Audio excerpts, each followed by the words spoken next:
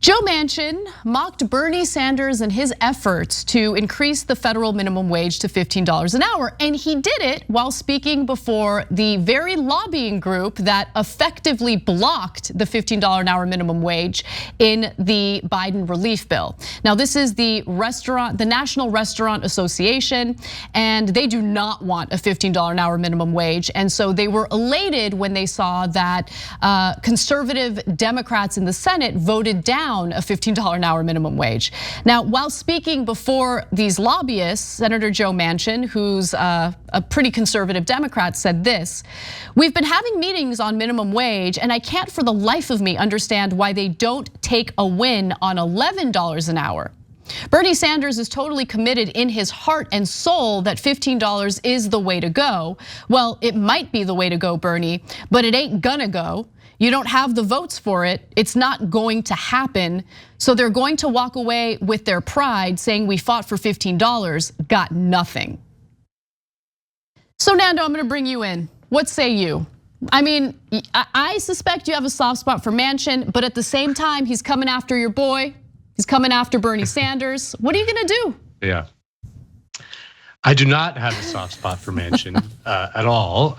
My position on the US Senate is that all of them except for like 2 or 3 are disgusting rats, evil, pure evil, Manchin among them. I just think the thing that annoys me about the sort of wider Joe Manchin discourse, to put it in a different way, is that liberals misunderstand the nature of Manchinism. And I just find that it's very obvious to me that Manchin has to position himself contra the Democratic Party, given how toxic the brand of the Democratic Party is. That does not mean that he isn't actually a pretty reliable Democratic Party voter on major pieces of legislation. I never thought he was going to, for example, take down the relief bill by himself. Like, that was just never going to happen. I get that he has to sort of position himself contra the Democratic Party on a lot of things. That doesn't mean that he's smart about it or that he is well-intentioned or anything but just a craven, narcissistic psychopath like most senators. So I think that that's just my take on Manchin is just slightly different from the standard liberal thing, which is that he's a Republican in Democrats' clothing. That's just not true.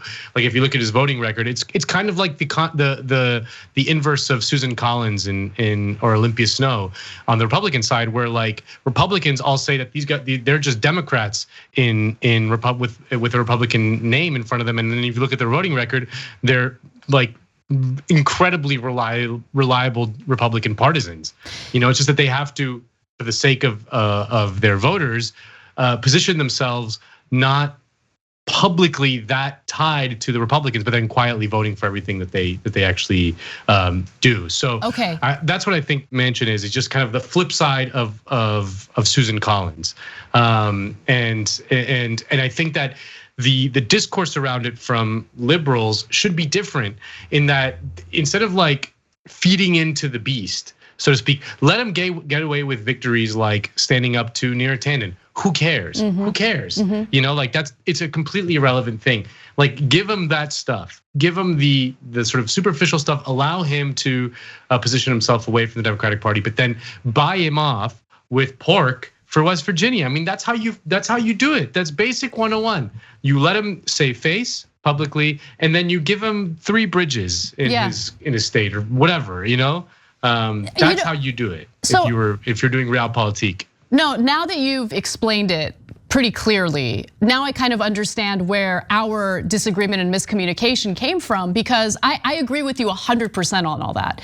I guess my problem has been that while that would be an effective tactic by the Democratic Party, to give him the goodies that he wants, to kind of like puff up his chest and pretend like he's different from the Democrats, but like, the second half of that never happens. And I guess it's much less about Manchin and far more about Democrats needlessly caving to his posturing, right? So why did they do that when it came to the $15 an hour minimum wage?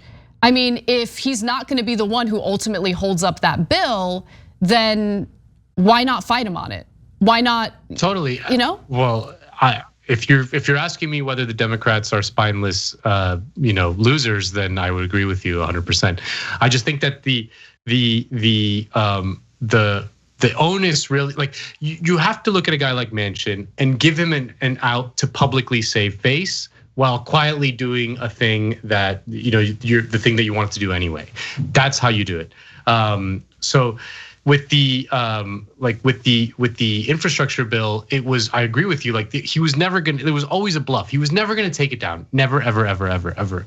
And I suspect that with the $15 minimum wage, Manchin is not the only guy who's actually opposed. That there's probably far less support than we think in the Democratic caucus for it. So, in a way, focusing it on him makes him a convenient lightning rod, which both feeds into his power, but also gets everyone else off the hook.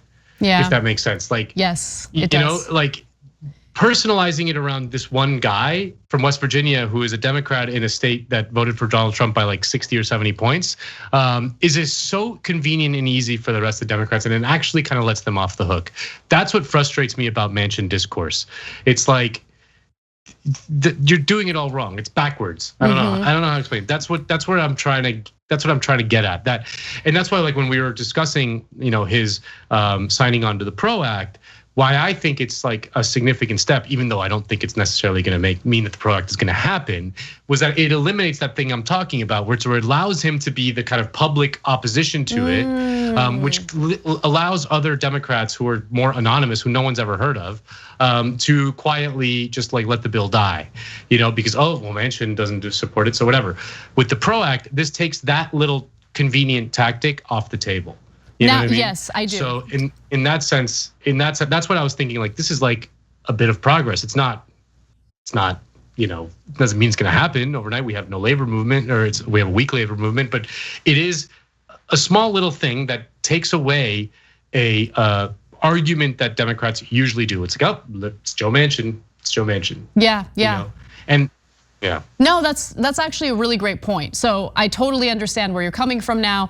And the next quote from Joe Manchin it basically carries out the argument that you're making here about how it further emboldens him. And so in part of his speech to the National Restaurant Association, he said, if it comes down to one person, I don't believe it should be above $11. I don't think the tipped wage should ever go above half of that. And the feel in his statements was just like this pure enjoyment out of being able to position himself as like the tough guy who's gonna fight back against the crazy Democrats. Like, you do get that sense from him. And I think the best point you made is about how by focusing on Manchin specifically, I'm guilty of this. Like, I sometimes forget to mention Mark Warner, who's freaking awful. We've talked about Sinema, but there are other conservative Democrats within the Senate, as we know, because they voted down the $15 an hour minimum wage on the Senate floor when it was presented as a standalone bill. But I do want to also talk a little bit about Sinema's statements and how the president of the National Restaurant Association responded to all of this. So Sean Kennedy is the president of the National Restaurant Association. And so when Manchin was done speaking, he said, from your lips to God's ears, because we know where his priorities are. Let's keep wages low and exploit labor as much as we can. Yeah. During Sinema's talk, Kennedy praised the senator as a true moderate. She responded with, quote, my approach has always remained the same. No, it hasn't. She used to support a $15 an hour minimum wage. I promised Arizonans that I would do things differently than some in Washington, and that I would be an independent voice for our state, not for any political party. So I just want to note that Kyrsten Sinema doesn't do anything differently. Like, she's trying to position herself as like, I'm so different from all these other corporate Democrats, but you're not. You're doing the exact same thing. The only thing that's different about her is the optics. It's the F off ring that she's willing to wear while sipping a margarita or sangria. It's the outfits she's willing to wear as if she's a child on the Senate floor. Yes, I said it. She's a freaking US senator. Please be an adult. Keeping it real. I would love to wear like a cute little sundress, without a bra on this show. I don't do it because I'm an adult doing a professional show. Watch the ratings just climb through the roof.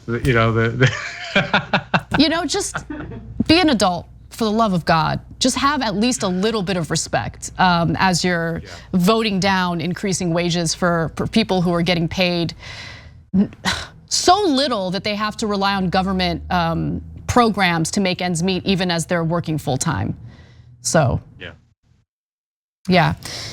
They're awful. They're awful. They're awful. They're bad. They suck. I just think that the liberal kind of political analysis about it is just slightly wrong. And if they were to have the correct political analysis, i.e., my political analysis, the world would be a better place. Yeah, and look, I think what stands in the way of being able to carry out the strategies the realpolitik, as you mentioned, so much of our politics is now based on like personal branding, right? And so when politics devolves into personal branding, the second a lawmaker goes against that branding in an effort to be strategic, people lose it, because what else do you have left to analyze the current environment in Congress? So.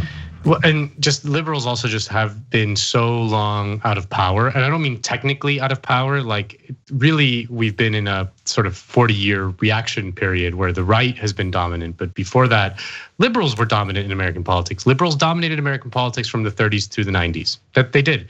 It was really Reagan was the guy who crushed the liberal dominance.